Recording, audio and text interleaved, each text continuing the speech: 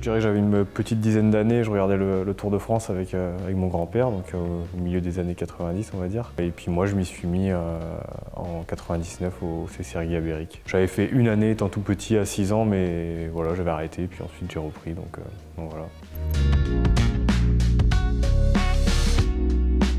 Bon, c'est venu assez tard, hein. J'ai d'abord privilégié mes études, j'ai fait un BTS dans les travaux publics, et puis voyant autour de moi des coureurs qui faisaient ça quasiment à temps plein et qui n'avaient pas forcément un niveau vraiment au-dessus de moi, du mien, voilà, je me suis dit qu'il fallait essayer de voir jusqu'où je pouvais aller dans mon sport. Et puis voilà, c'était pas forcément devenir professionnel, mais je voulais essayer de trouver mes limites. Et voilà, ça m'a permis de passer dans une équipe pro en 2010. Donc voilà, et puis depuis, c'est mon métier, donc c'est super de vivre de sa passion. Ouais.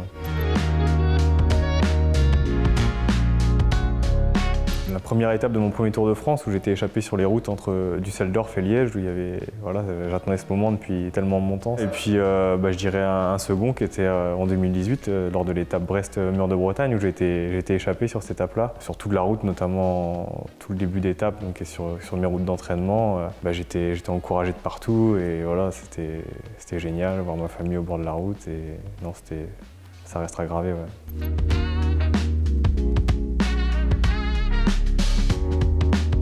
Elle est relativement longue, hein, 3 km d'ascension, donc c'est pas rien. Et puis sa particularité, c'est qu'elle est vraiment très très raide dans le pied. Donc le placement sera important parce que voilà, ça va être déjà technique dans la ville de Landerneau. Et ensuite, c'est surtout que il y a moins de pourcentage sur le haut, mais en fait ça se raplatit jamais et on a du mal à en voir le bout. Donc non, c'est une course vraiment difficile où il faut faire attention de ne pas se mettre dans le rouge justement cette première partie très raide parce que jusque l'arrivée, il n'y aura aucun moment de répit en fait.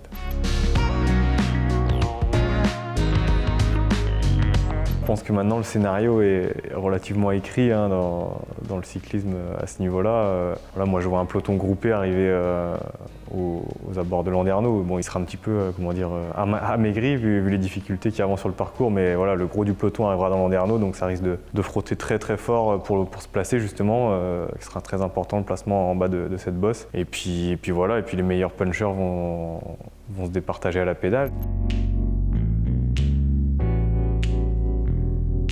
Le scénario parfait, ce serait que par exemple un Warren Barguil s'impose chez nous et prenne le maillot jaune. Moi je sais que sur cette étape-là, si j'y suis, je serai avant tout là pour mon leader, Warren Barguil en l'occurrence. Ouais, c'est déjà la connaissance du terrain, je connais tout par cœur, le placement, enfin, en gros je connais chaque centimètre de l'étape, donc il faudra faire les efforts au bon moment et puis forcément avec le soutien du public, c'est un rêve d'être au départ, hein, tout simplement.